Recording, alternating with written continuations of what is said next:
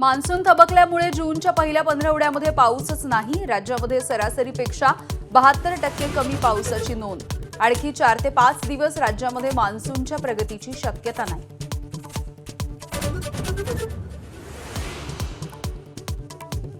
मुंबईकरांवरती पाणी टंचाईचं संकट आणखी गडद.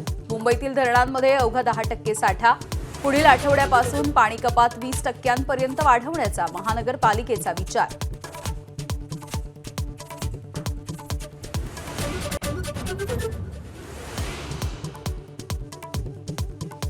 महागाईचा आणखी भडका. पुण्यामध्ये सीएनजी आणि पीएनजी महागला. पीएनजीच्या दरामध्ये 85 पैशांची आणि सीएनजीच्या दरामध्ये 1 रुपयाची वाढ.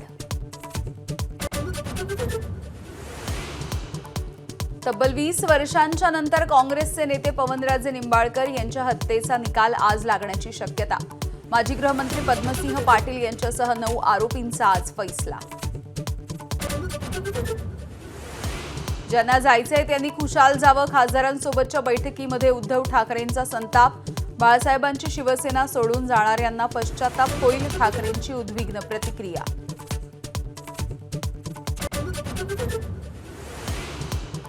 बावीस जूनला ठाकरेंच्या शिवसेनेच्या सर्व आमदारांची उद्धव ठाकरेंनी बोलावली बैठक. खासदारांच्या नंतर आमदारांशी उद्धव ठाकरे संवाद साधणार. पावसाळी अधिवेशनाच्या पार्श्वभूमीवरती मार्गदर्शन.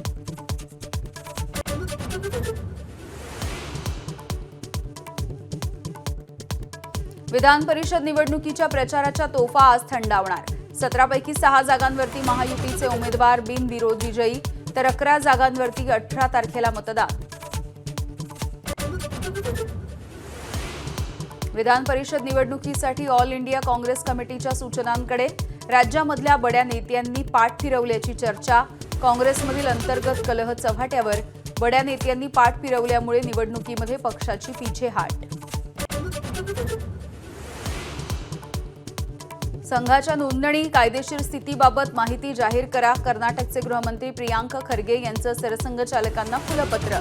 सरकारकडून निधी हवा असतो, ते नोंदणी करतात. हिंदू धर्माचीही नोंदणी नाही. मोहन भागवत यांचं प्रत्युत्तर.